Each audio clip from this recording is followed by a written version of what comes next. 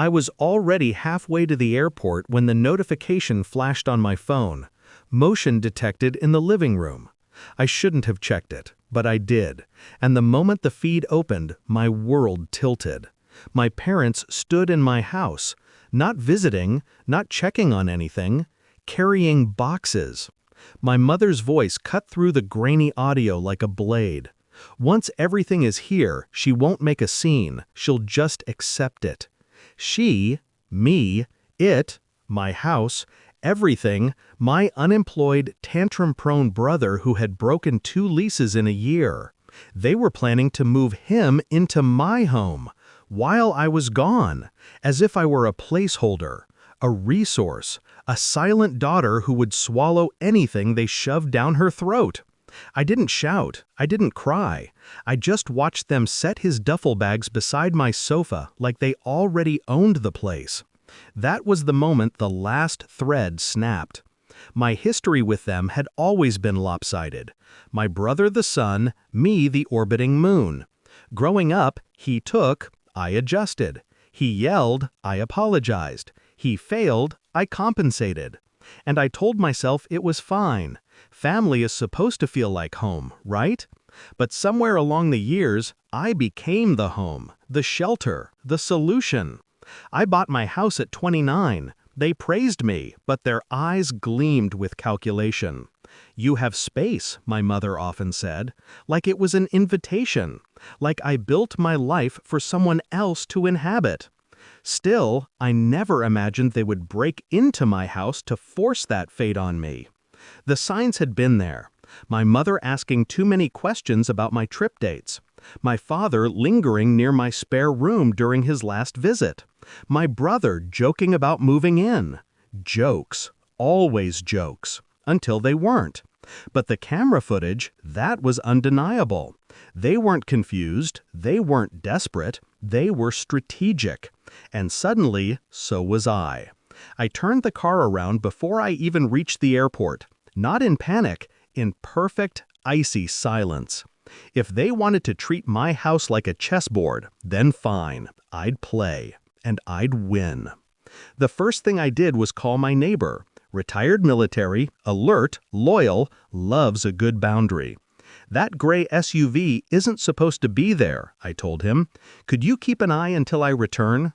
He understood instantly. Next, I texted my parents, the calmest message I've ever sent. Flight canceled, heading back home, see you soon. I imagined the way their faces must have drained, the way the boxes must have looked suddenly incriminating. Then I drove slow, purposeful, let them marinate in dread. By the time I pulled into the driveway, my neighbor was already waiting outside. He nodded once. They're still inside. Good. I entered without rushing. My keys jingled like a warning bell. My mother appeared first, breath shallow. My father behind her. My brother slumped on the sofa like an overgrown child. Boxes everywhere. I didn't shout, didn't accuse. I simply said, "You broke into my home."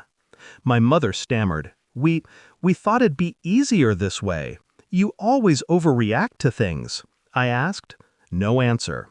I walked deeper into the living room, surveying the mess they'd made. Their guilt hung thick in the air, but I wanted something more. I wanted recognition. "Take your things," I said, "and leave." My brother scoffed. "Mom said you wouldn't make a scene." I turned slowly, my voice barely above a whisper. "This isn't a scene. This is a decision." Then I laid out the trap they had walked straight into.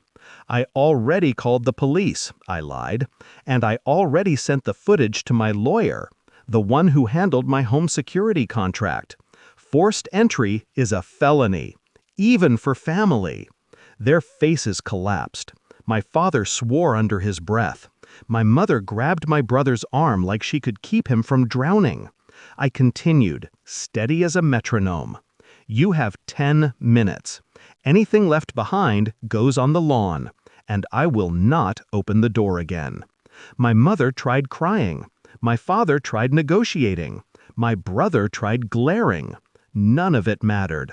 They packed. Not gracefully, not quietly, but they packed. My neighbor watched from his porch, arms crossed, making sure they didn't try anything. When they finally backed out of the driveway, my mother rolled down her window. "We're your family," she said, desperate. I met her eyes. "Family protects you," I said. "It doesn't ambush you." Then she drove off. The silence afterward felt like oxygen after years of breathing underwater. I locked the door, closed the blinds, sat on the floor in the middle of the mess they left behind, and I smiled. Not out of victory, out of clarity. They thought I would bend, break, assimilate. Instead, I drew a line, a boundary so sharp it cut the whole dynamic open. People say revenge is loud. Mine wasn't. It was a whisper that echoed. And the echo said one thing: "You don't get to write my life for me. Not anymore."